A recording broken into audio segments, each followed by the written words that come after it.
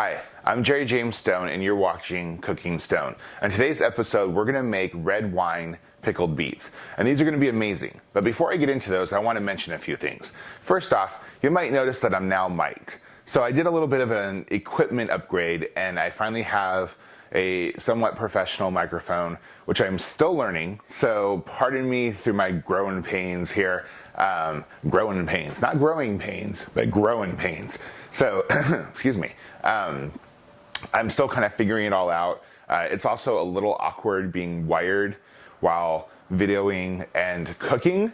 So that's a new thing. That's a new thing for me too. So yeah, I have a few things kind of going on here. So I just want to note that you guys, some of you have asked me about sound quality and that sort of thing. And you know, equipment is really expensive. So I'm working on it.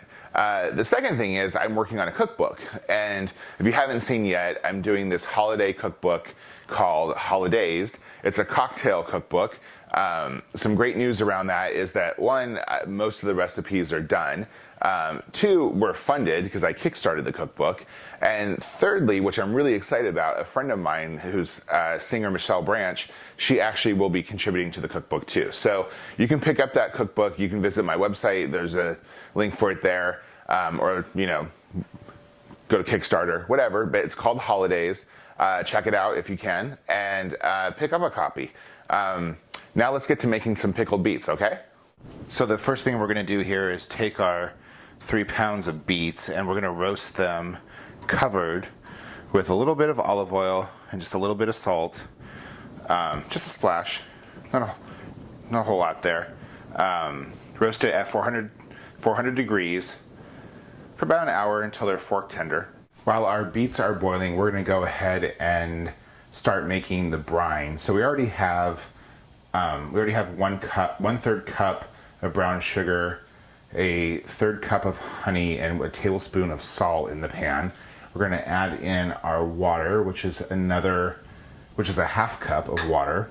We're gonna add 2 cups of red wine vinegar. And then we're gonna add some actual red wine. We're gonna add a full cup of that. And then we're gonna bring this to a boil and let it all combine. Now we're gonna go ahead and sort of get our jars ready for the beets and the brine. We're just gonna keep them in this scalding hot water that's sort of simmering until we're ready to use them, actually. You don't need any fancy ingredients or fancy tools for this. There's lots of sort of DIY ways you can do this, but the jars will sort of sit here until we're ready to prepare them for their final canning.